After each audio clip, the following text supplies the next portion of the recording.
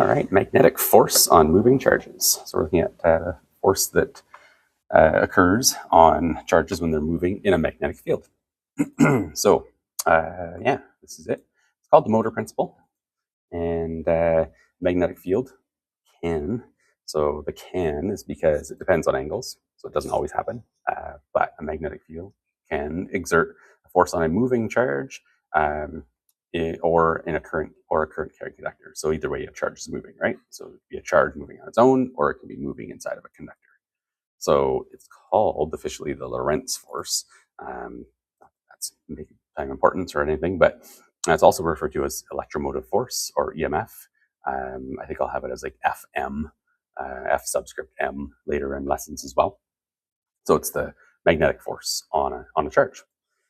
So the stars, asterisks here beside moving, the charge has to be moving in order for there to be a magnetic force on it. It's just the way it is. The force on a current conductor is really, so if you have a force on a conductor, like later on you're going to see in electric motors, then really the force is on the electrons, but the electrons are stuck inside of that conductor, and so the force ends up being on the wire itself. Okay. So picture this, you've got the electrons trapped inside here, and if there's a force to the left, then you're going to have a force on the wire, right? So yeah, so the direction of things here. So it's called it's a right-hand rule as usual. So it says there's no curling of fingers, the hand stays flat. So your fingers point in the direction of the magnetic field. Okay, so extend your fingers out. Your thumb points in the direction of the velocity of the positive charge. So right-hand rule, positive charges. On the next page, I'm going to have the equivalent left-hand rule for negative charges. Okay. And then the palm of your hand, they're saying here, if it was a flow of negative charges, you could just point your thumb the other way, or you could use your left hand, right? Anyways, your palm pushes towards the direction, your open face of your palm pushes towards the direction of the Lorentz force, of that magnetic force, okay? So again, magnetic field direction, a positive flow of your right hand, and then push, the direction you'd, slap towards, basically. All right, and then of course the left-hand version of things. If we have flow of electrons, then point your thumb in the direction of the electron flow, and stretch your fingers out flat in the direction of the magnetic field, and again your palm pushes in the direction of the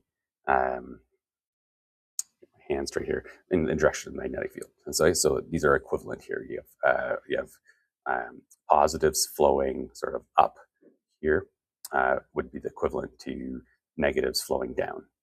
Magnetic fields to the left in both cases, and so the resulting force is out of the page, as that green arrow shows in both cases, right? So it doesn't matter whether you use your right-hand rule and reverse the direction of your thumb, or if you commit to saying, okay, well, obviously electrons are moving, and so left-hand rule makes sense to use. I think most people in the industry, if you will, talk about the right-hand rule. Of course, it's tradition. It just, as a teacher and looking at logically with students, I just feel it's necessary it's a good idea to say, of course, electrons are moving, and so this is probably what we should have been doing all along. But oh well, right? So we have a copper wire, and it is suspended inside of a magnetic field, and we're asked to predict the direction that the copper wire would have a force on it. Really, the electrons in the wire would have a force on it, right? So if we're talking about electrons here, let's look at the electron movement from the negative here. The arrows on here are for current, right? Flow in the positive direction. So maybe I'll just analyze that first so I don't have to draw in arrows. So we have the right-hand rule here going for positive flow. And so the right hand is going to, right-hand thumb is going to point into the page, sort of in that three-dimensional-ish drawing. And then the north to south direction would be pointing up. And so you should have your hand kind of like this. Forgive my terrible drawing here, but your hand, fingers pointing up, and then your thumb pointing in the direction of that flow of positives, and then that's the palm of your right hand, right? your fingernails are on the other side of those fingers. Anyways, this is the palm, and so the push should be to the right, right? If we use the left hand, then everything would be flipped. I could just do this, left, right, flip, left, right. So you'd have your left hand would be pointing that way, and again, it would be the palm of your hand pointing towards you, right? Because the thumb would be pointing. I'd have to sort of rotate it a little bit here, but your thumb would be pointing in the direction of electron flow or in the direction of flow of positives, like that, right? Either way. So predicting a force to the right? So, and so this is a demonstration showing that it actually works. So this is the motor force on a single wire. I was a little bit surprised when I first set this up that this works, because really in motors you have many wires in coils, and so you have the force on a whole bunch of wires, and those forces all add up. Whereas this is just the Lorentz force, the magnetic force on a single wire. But I'll show you, it works pretty good. So again, I set this up quite a while ago, and I was just kind of surprised it was that easy to get it to work. I figured I'd have to have way more current or way more wires or something to get the forces to add up. Sec here to get this going. Right to it here.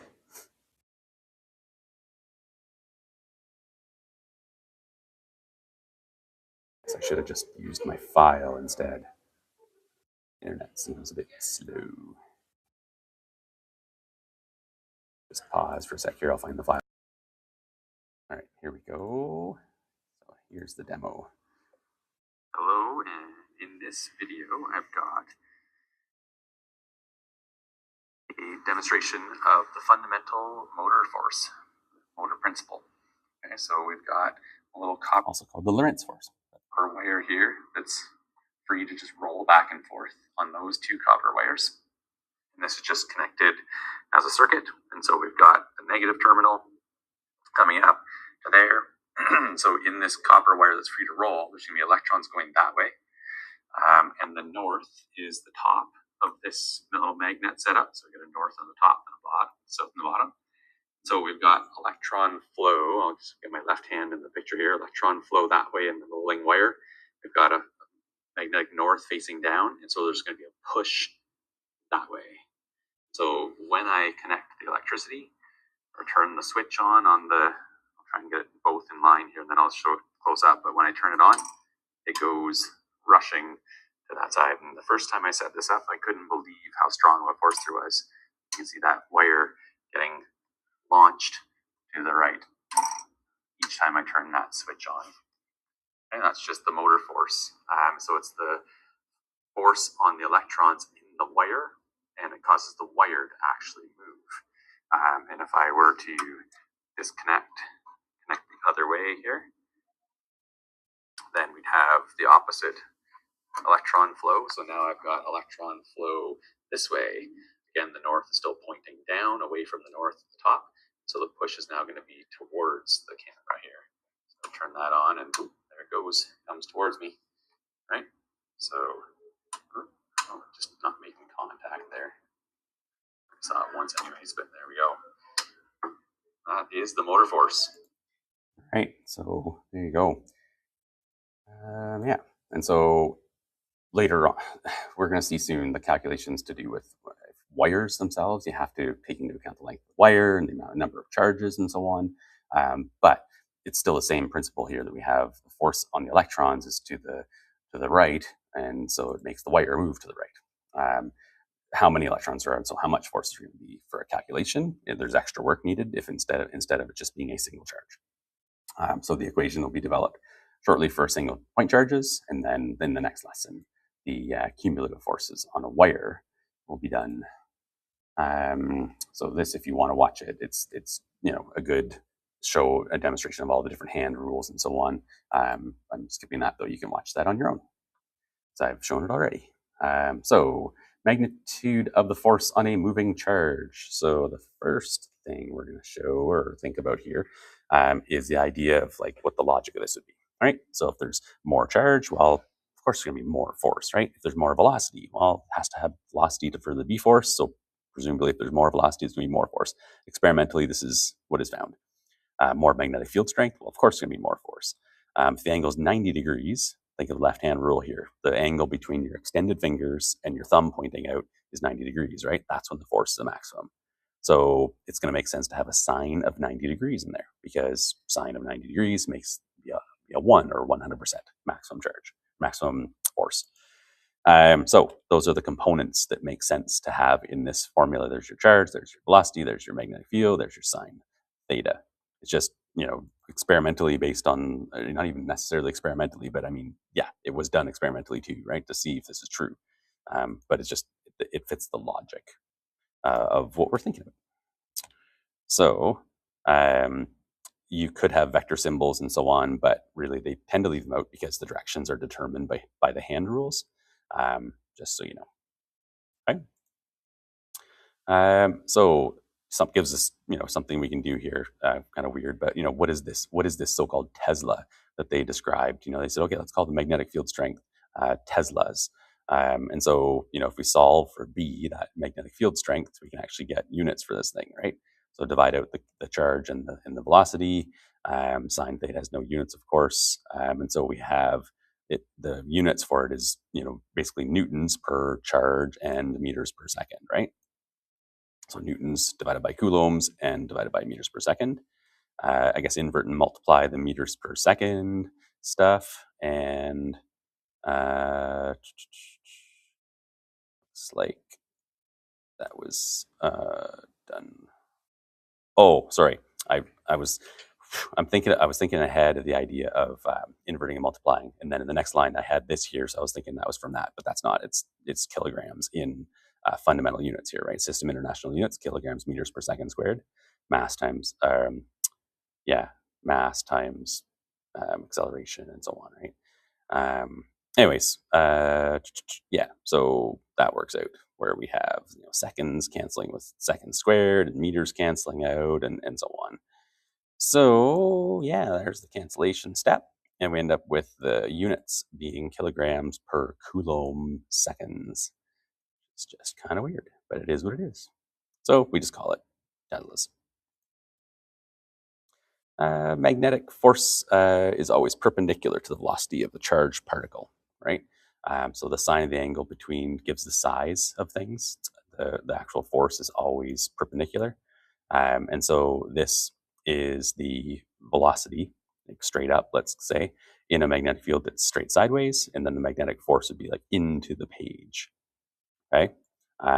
If we had the velocity at a different angle, then the component of it in that direction is all that would count for the size of the force, right? So this would be a smaller force into the page. Angles larger than 90 would work as well. Again, smaller force into the page, and even negative results. If we had the velocity was this way, well, then that's going to give us a negative result in the sine of 220. So that would give us the magnetic force to be out of the page. Okay. So think about what that means then.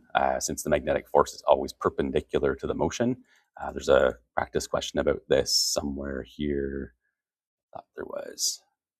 At somewhere there's a question about how velocity of a charge be changed, or the speed actually is the correct terminology. Can the speed of a charge be changed by the magnetic force? And the answer is no, because it's always perpendicular, right? So really you're just changing the direction, right? So this is the idea here. So if you had say a speed to the left, and the magnetic field was, this one is magnetic field is, what is it? For a second, perpendicular charge. I'm just trying to figure out what the terminology is for the force. We're ending up, I could just use my right hand rule, I guess. But we have a push downward, and so I'm pointing my thumb to the left, and I'm pointing my fingers into the page, and that leads to that push downwards, that magnetic FM, magnetic force or Lorentz force down. So this must be a magnetic field into the page in this square. Velocity to the right of a positive charge using the right hand, and so on. and so the push is down. So see how that's just going to make it turn, right? And then now, if on the right side here, or left side, sorry, right here, the velocity is going down. If the magnetic field, of course, is still into the page, now the push is to the right, and then eventually it turns and goes to the right, and so on. And so this just, yeah. So I'm just going to have to pause for a sec here. All right, we're back. So I added on their magnetic field into the page. I noticed in the next paragraph it says there, so the analysis I did together with you is correct. And again, of course, if you're thinking electron movement, then it would have to have been traveling clockwise to result in that same magnetic force. Yeah, so just keep in mind, if we went back to this one here, the force would be like into the page three-dimensionally. So I tried to draw like a three-dimensional drawing here. So picture this being like a sheet of plexiglass or plywood or whatever, right? So to give you the idea of three-dimensional into the page thing. So because this force is into the page, then I should draw a little purple vector here. Let's make a little vector that's kind of into the page. That to be purple. Anyway, so that force into the page, and then it's going to turn it. So then it's going to be going this way, and then it's going to be, it's going to travel in this three-dimensional circle kind of that way, right? So I feel like if I didn't analyze that and come back to it, then you could easily miss that distinction or that fact about that. So this magnetic force on charged particles, let's go that one.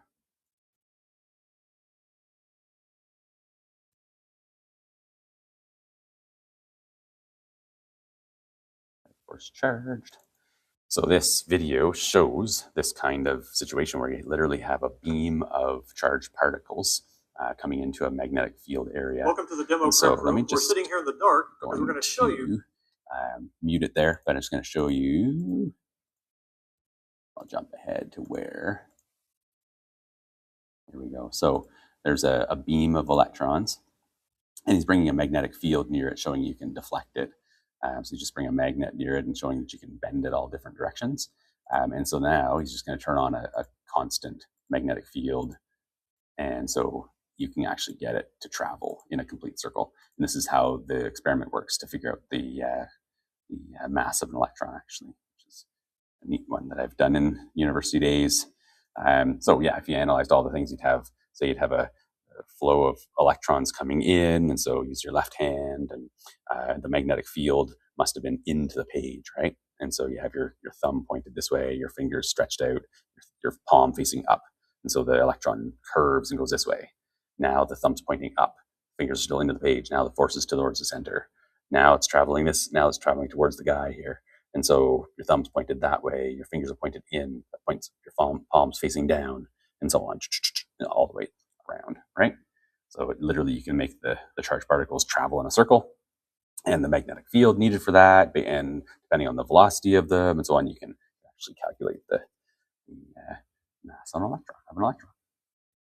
I mean, mass and charge, I guess, to do with both. But yeah, so about future work, we are going to be seeing, I mentioned before that you could have flow of actual point charges, or it could be flow of charges through a conductor. So if in this diagram here, this velocity was due to the wire itself going up, right? Technically, that's a flow of charges, right? There's charges in there, they're moving up. And if there's a magnetic field, then the magnetic force would be into the wire, right? That little tail feather of that vector, we'd have a force into the wire. And so that, let's change that guy to be purple. That is what we're going to see later on, which is called induction. So that would actually cause current to flow in the wire, right? So we're going to do this again later, but it's just too much of a, it's too much exactly like what we're doing here to not mention it right now, just to try and bring the whole picture together. So this is, like I said, if the wire itself is moving up, that's a flow of charges. And so there'd be a magnetic force on the electrons pushing them through the wire. And what I want to make that link back to is how I called up here this Lorentz force, or the magnetic force, or you can call it electromotive force, or EMF. EMF is the other word for voltage. And so you can see how that makes perfect sense. Literally, this is the force that's making electrons go through the wire. Well, what makes electrons go through wires? Voltage, right? So it just really all comes together in this as we get into this more and more, get to the end of it. So hopefully that makes sense. So obviously in this equation, if you're just an equation, if I give you 4 variables, you can solve for the 5th one, right? Questions like this are typically kind of complex, though, of course, because you're talking about magnetic force, and you have to talk about the direction, and it causes circular motion, and speeds are all usually due to electric potentials and so on. And so there's stuff that's often included as review as parts of questions. And so I'm just going to point that out, and we'll do that as a good review. But just realize that when we get to B, that's actually the new work. A is just review, right? So here's a typical question. You have an electron initially at rest, accelerates first through an electric field. So that's this part here, the plates, right? And the vertical parallel plates have a potential difference, so a voltage applied across them. This is where I would have, it would have helped me as a student if they had this labeled more clearly here. So put a voltage across here. Looks like that would be the -1 on the side, right? Anyways, to make it repel and so on, right? So there's your voltage applied across. That's your 24 volts. Oof, writing with the mouse. Anyways, so what else do they say? We've got a magnetic field of 0.10 Tesla, and they remind you of the mass of the electron and the charge of an electron, and so on. So the X right there is the magnetic field that's directed into the screen. So at what speed does the electron enter the magnetic field? That's just old news, so let's do that. And so we know the given information. And remember the 24 volts, that's your change in electric potential energy per charge, right? And so really what we're doing is we're going to figure out that change in electric potential energy and figure out how much kinetic energy it gets as a result, right? So this equation quickly becomes the charge times that change in energy per charge. So we know how much energy there is. And then after that, then we change that energy to kinetic energy, right? So again, this is review. Basically here, yeah. So there's your kinetic energy equation. We know how much kinetic energy there is. So that's going to be a known number. The mass is a known number. We can solve for the V, right? So they're solving for V algebraically, plugging the numbers in, calculating. Of course, we could, put the numbers in first and solve out. Either way, we're getting like 2.9 times 10 to the 6, right? Final speed of 2.9 times 10 to the 6 meters per second. So then we're asking what the magnitude and direction of the magnetic force applied to the charge would be. For the direction, let's just go back to the electron here and use our left hand because it's an electron. Moving to the right, magnetic field's into the page, and so the push is going to be down. Hopefully you're visualizing. I'll do a rough drawing here. Visualizing your thumb pointed this way, and then your fingers pointing into the page. Terrible drawing, but the palm is facing down. I could put fingernails on all of these fingers here, and yeah, the push is down. So the direction is just based on the right-hand row, and yeah, so the equation of the day comes in, and we just put numbers in. We have the charge, and we have the speed, and we have the magnetic field intensity, and we have the angle is 90 degrees, and so on. We just calculate it out, right? So yeah,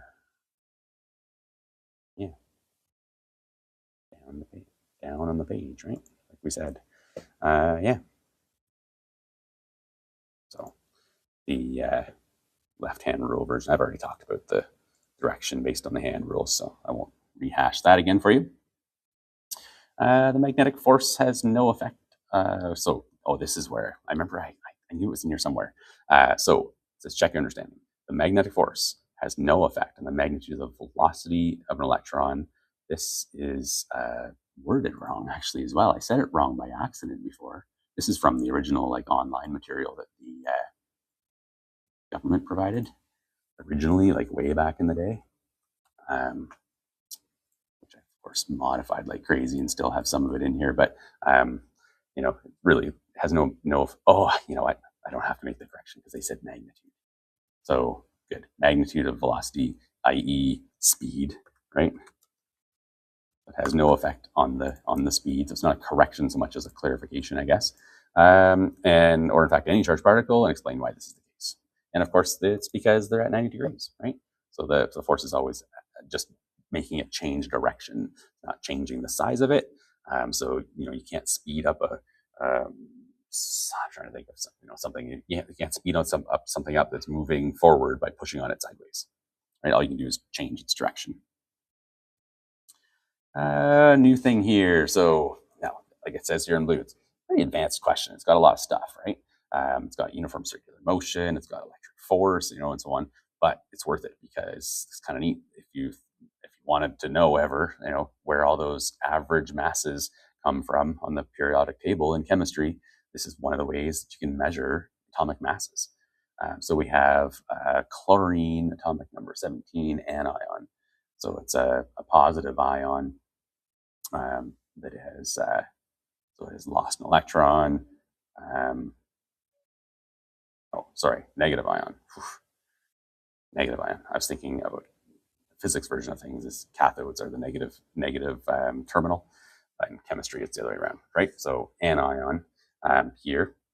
So it has, and plus I realized too, chlorine wants to gain an electron to become stable. So anyways, so we have this negative anion, and its charge is that amount. It's accelerated between two horizontal plates with a potential difference of 2.5 times 10 to the 2 volts, 250 volts, and into a magnetic field strength of 3.0 Tesla. The chlorine anion follows a curved path, of course.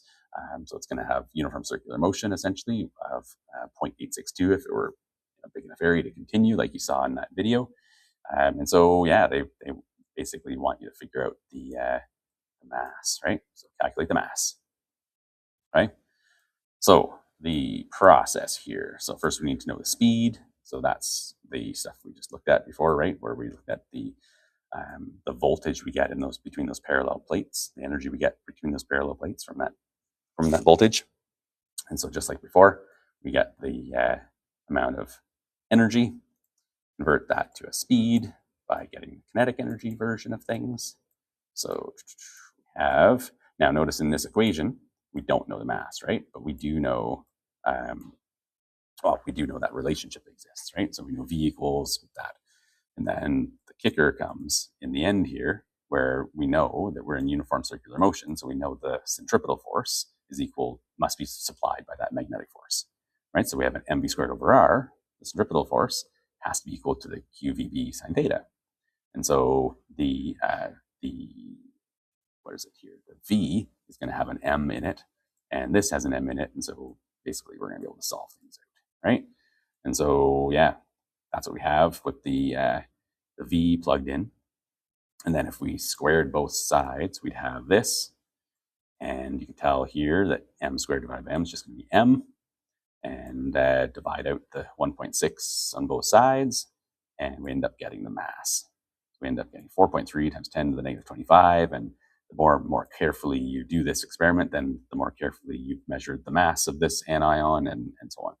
So you can see the mass number. The mass in chemistry is primarily just the nucleus, right? So that's going to give you your mass number essentially, right? Of that atom of chlorine. So there you go. Hopefully that makes sense. And yeah, thanks for watching.